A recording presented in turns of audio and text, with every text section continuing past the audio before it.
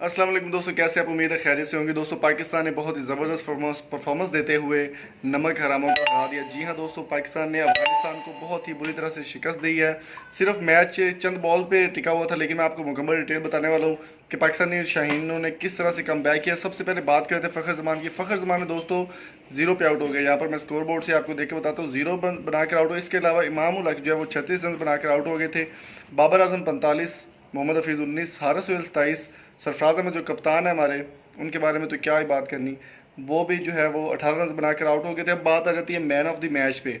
इमाद वसीम ने मैच को पाकिस्तान के लिए इतना ज़बरदस्त कम बैक दिया, इतना ज़बरदस्त परफॉर्मेंस दी इमाद वसीम ने, और 49 रन बनाए। मैं आपको यहाँ पर बताता चलूँ कि अफगानिस्तान का जो स्ट्राइक रेट था बहुत अच्छा था पाकिस्तान के ख़िलाफ़, लेकिन जब दोबारा पाकिस्तान ने कम बैक किया तो पाकिस्तानी टीम जो है वो अब चौथे नंबर पर आ चुकी है। सेमीफाइनल के लिए क्वालिफाई करने के लिए रेडी है।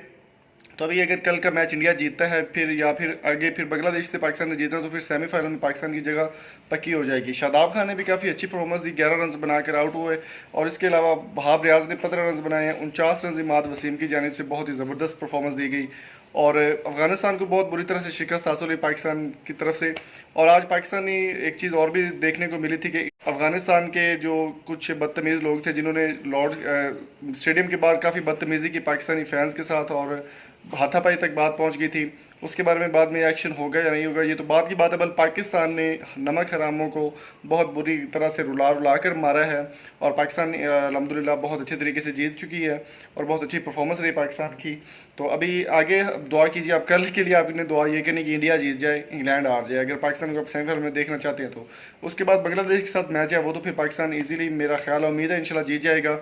तो आपको ये एनालिटिक्स कैसी लगी मुझे कमेंट बॉक्स में ज़रूर बताइएगा, और पाकिस्तान के लिए कोई अच्छा सा कमेंट ज़रूर कीजिएगा। और अगर आपको ये वीडियो अच्छी लगी हो तो अपने दोस्तों के साथ शेयर भी ज़रूर कीजिएगा। Thank you so much. Allah.